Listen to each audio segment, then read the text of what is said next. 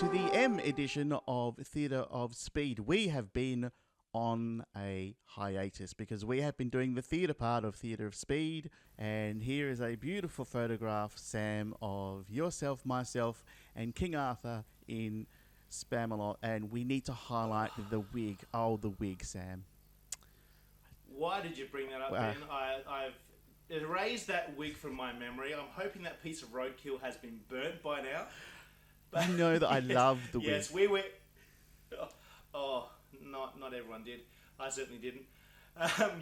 We were in a production of Monty Python's Spamalot. It was great fun. I was Sir Robin, Ben was Patsy, and it was great fun. And yes, that's the theatre part of Theatre of Speed, if you weren't aware. That's it. So that's why we've been away. And now we can talk about the speed part. So first, let's start with the Miami Sprint. And what a sprint it was. And in order to give us his expert views, let me throw to you, Sam, about the Miami Sprint. Sam. Oh, sorry. That's my summary of the Miami Sprint. Right. Good. Yes. I actually almost fell asleep in a sprint race, which is a real big achievement. Yeah. My goodness. Yeah. What is it with the? It seems to almost be so far in 2026 where the sprint races are a little bit shit, and the Grand Prix are pretty damn good. I don't understand. It seems to be that pattern, certainly. I don't know whether it's just a lack of a pit stop and just tyre wear isn't a thing, although it's kind of a thing and they bring it back. It's just, the sprints just aren't clicking this year. It's just a bit of a procession. Yeah. So let's move past the sprint then, because not much to talk about, into the race itself, the Grand Prix of Miami itself. And I've got to say, what a cracker. What an absolute cracker of a race. I mean, the sprint, didn't set things up very well, but then we got into the race itself, and come the first couple of corners, you spin me right round Max Verstappen. How he didn't... I think he hit everyone in the field just about in the first lap, didn't Yeah. he? No, I think it was at least four cars he came in contact with. Yeah, I was ready to come onto this podcast and tear to shreds the racing that was happening. The sprint was incredibly boring, and my goodness, did the main race put me to shame. It was incredible. That first lap was insane. It absolutely was, and it was something that we did not expect. In fact, I think it's rare to expect Max Verstappen to spin, I think, these days. Not in a race. Yeah, I don't know how Max didn't hit anyone. That was absolutely remarkable. The question I've got is, what is it with Kimi Antonelli and poor, slow starts? He did it in both the sprint and the main race. You would have thought by now that they would have... obviously, you can only do so much, clearly, on a simulator. You can only do so much that when it comes to the real time, the actual thing happening, they still have a lot of work, and Kimi has still a lot of work to do on his starts. Apparently, the Toto did say the sprint start was possibly a mechanical thing, but then Kimi said the main race was a driver thing. Yeah. You still feel like it's kind of like Daddy Toto has still got his arms around his little boy and doesn't want to let him go yet. He doesn't want to let him stretch his wings and fly yet. He's still wrapping him in cotton wool. Yeah, a bit, but I guess that begs the next question of, for the M series of races that we've got and coming to, where does Toto sit in his George, his previous little protege, and Kimi, his new little ingenue? Trying to keep the peace. Perhaps will we get a repeat of the McLaren hijinks last year at Mercedes? Are you talking about, do we have Papaya Rules 2.0, but it's not papaya, it's actually silver? Yes, perhaps, and it's Toto's little back pocket. Who's the favourite? Toto's little back pocket. I feel like that should be something somewhere on a t-shirt. Yeah. Print it now. Merch coming. Absolutely, yeah. To flip it over a little bit, let's talk about Alpine because good result for Colapinto. His teammate, well, not so much. No, it was not. He ended up upside down, and thanks to Liam Lawson, that was all on Liam. I'm sorry. He locked it up coming inside, and poor Pierre is just. He had nowhere to go. He gave him plenty of room and still wasn't enough, and he ended up going A over T and into the barriers. Luckily, it was. It looked worse than what it was. I think. I don't think it was too much harm to Pierre, but it certainly did not look like a comfortable ride. Yeah, definitely not. But certainly added that spice through the race. If we want to talk about spice, and I want to talk about sparks, I want to talk about. Let's make a bad couple of laps even worse towards the end. Charles Leclerc. Oh, he was just trying to outdo Max on the first lap with doing his own little spin in the last lap. I mean, once again, he didn't quite get away with it, completely scot-free. But how he managed to hold on to that without hitting the wall, I don't know. I'm not even sure quite how he did it. Yeah, it was very strange, wasn't it? Very strange indeed. Something else that was very, very strange, or maybe not so, Isaac Hadjar. I mean, he's not a rookie, but I'd call it a rookie mistake. What was your take? The rookie part, I wouldn't call the mistake a rookie mistake. I would call the aftermath a rookie mistake. I mean, his crash, it's fine margins. These things happen. I liken it. I think Crofty maybe likened it. No, Brundle likened it to Monaco. I liken it to the castle in Baku. That corner.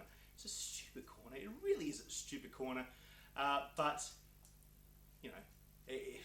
fine margins. But the tantrum, the hissy fit that Isaac showed at the end of that, it was you crash, you're frustrated, have a bit of a slam on the steering wheel, whatever. It went on for minutes. They did a bunch of replays. They came back to him. He was still having his little tanty, and it was really, really unprofessional, I think.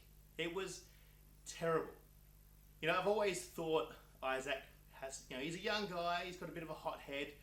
You hear some of the things over the radio, particularly in his, in F2 and, his beginnings into F1. I thought maybe he'd leveled out a little bit, but after seeing that, I thought that was just unacceptable. From a driver, like if you want to have a scream in your helmet, do it back at the garage where the cameras aren't seen. But composure is a thing that he needs to learn, and who knows what kind of pressure he's got on him from the team. Imagine it's quite a lot, but that public outpouring of frustration and anger and lack of a cool head, I think it is worrying signs for Red Bull. Ooh. I mean, he's just a hot-headed Frenchman, like lots of other Frenchmen that we know. That wasn't something we could apply to Alain Prost. But they're all hotheads. They're all racers. They're hot-blooded racers. But at some point, you need to show some sort of a cool head to be a winner. I think you're just going to put it that bluntly. No, absolutely, I agree with you.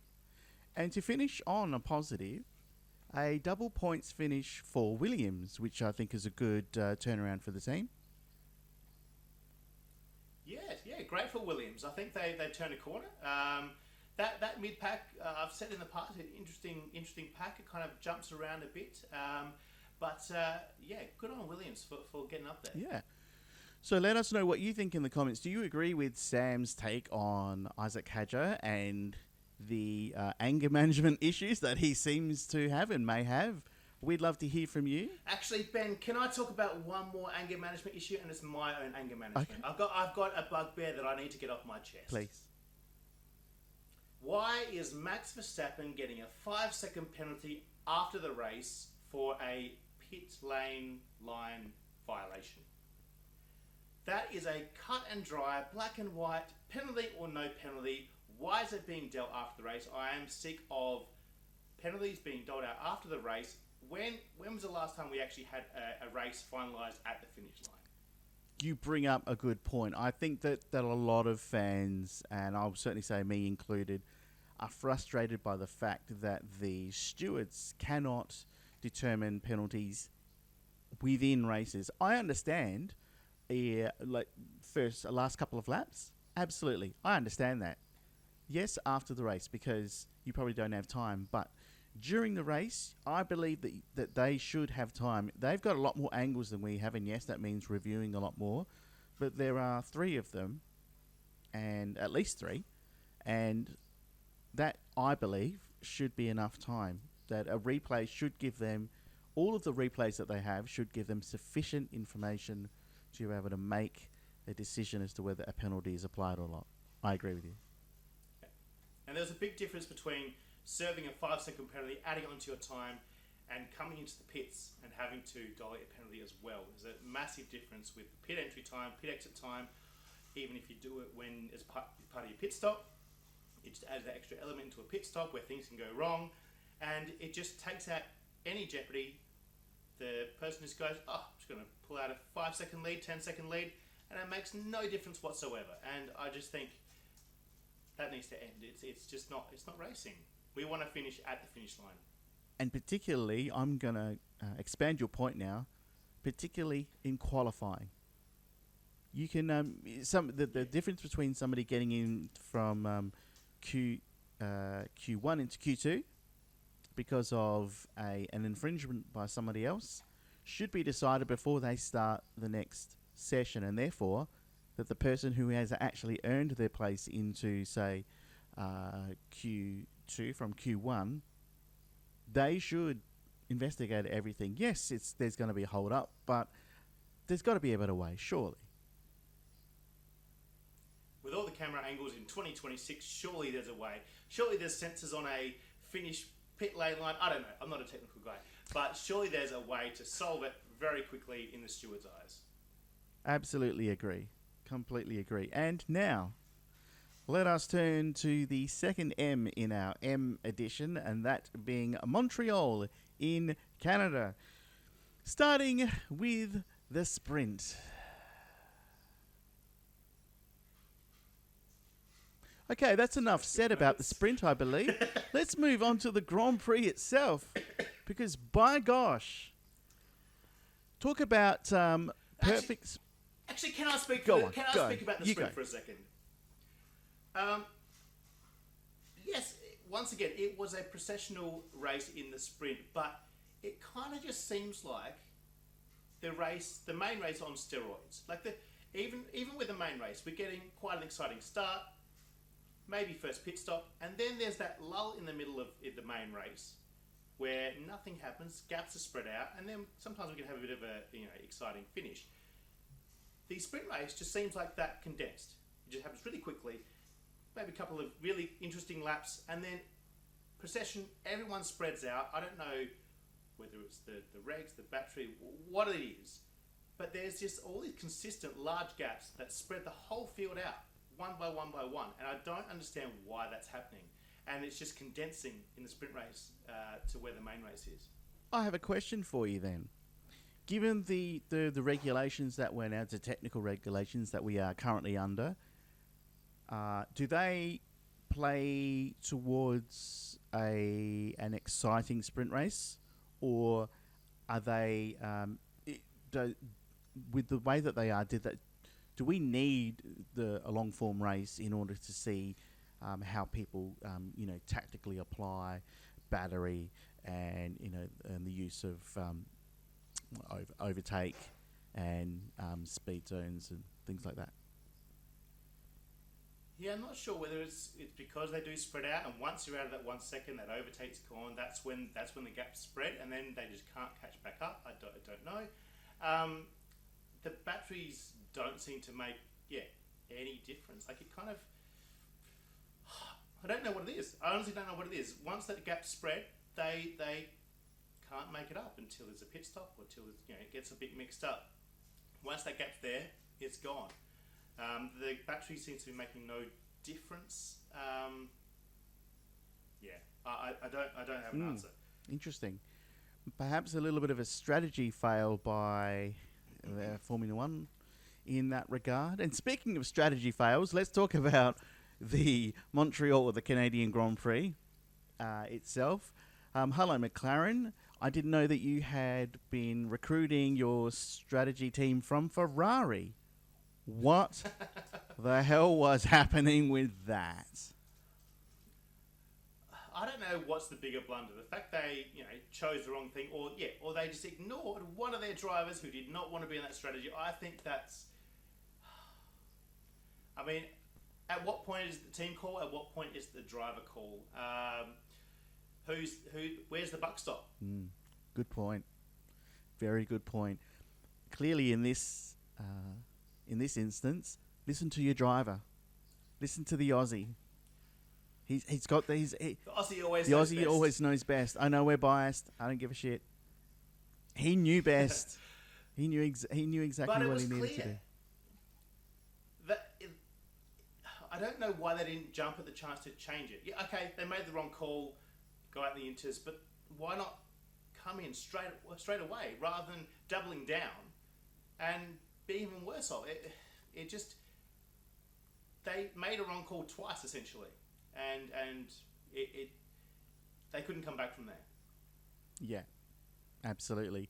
So they have to try again at the next race, given unfortunately that the issues that Lando Norris had, and Oscar Piastri kind of, stuffed it up for himself by trying to take out a Williams and hurting their race, ending their race, and basically harming his own. But I think the story, and we were robbed of an amazing finish. But the story of the race was the battle between the two Mercedes. This was better than Australia between Mercedes and Ferrari. This was better. This feels personal now for me between Kimi Antonelli and George Russell, because obviously Kimi Antonelli has the momentum and George is sort of, I won't say he's struggling, but he just has a consistency with Kimi Antonelli now, and George is maybe feeling the pressure a little bit, and Kimi is sticking it to him, as you should as a top level driver. Boy, oh boy, it was great to watch. It was worth getting up for. See, you say consistency. I actually disagree with you, Ben. I think Montreal started to show some cracks with Kimi. I've said every race just about. The guy did win the race. How Kimi's held his head. He did, but he started to show a bit more aggro on the radio. Okay. He shot over a few corners, the hairpin for one, maybe even twice. And I don't know, there was a bit more niggle and there was a bit more, whatever on the radio, a bit more heat. And so, is he starting to feel the pressure? Yes, he kept his head in the end and he won the race. George, who knows what would have happened there if he kept going, what kind of race we would have had to the end of the race. But I don't know, I'm hinting a little bit of extra pressure now that it's getting to the serious business of, oh, hey, the young guy's won a couple of races too. Kimi is a legitimate title contender. Finally, you're saying it. I've been asking you for a couple of episodes now. Can Kimi Antonelli win the World Championship? And you're saying, oh, well, maybe. But are you now saying that he is a true title contender? Yes, he is. And I think he is faster than George. The question is, can he keep his head? Will that fiery Italian come out in him? We do have to speak about Lewis Hamilton. Sorry, Sam, but we do have to speak about Lewis Hamilton because it is his best result so far of the season in finishing second. Unfortunately, yes, it is his best result. Look, for those of you who don't know, I'm not the biggest Lewis fan. I hyped him up on one of our first episodes, and Ben has given me shit ever since, saying you never speak about him that nicely off air. But no, he did all right. Wow, high praise, can I say, from Sam to say that about Lewis Hamilton. No, it was his first podium in a while, I believe. Yeah, it was his first podium in a while. Yeah. Lewis. Good on you, mate. Still we rise. Oh my gosh. So let us know what you think in the comments, particularly about the Mercedes battle.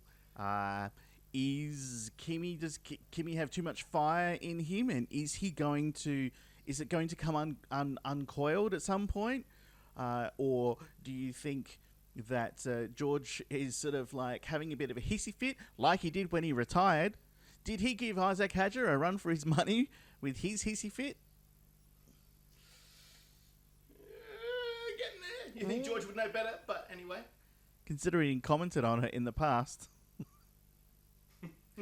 In the way that some people have been, and yet then he goes and just does that same thing.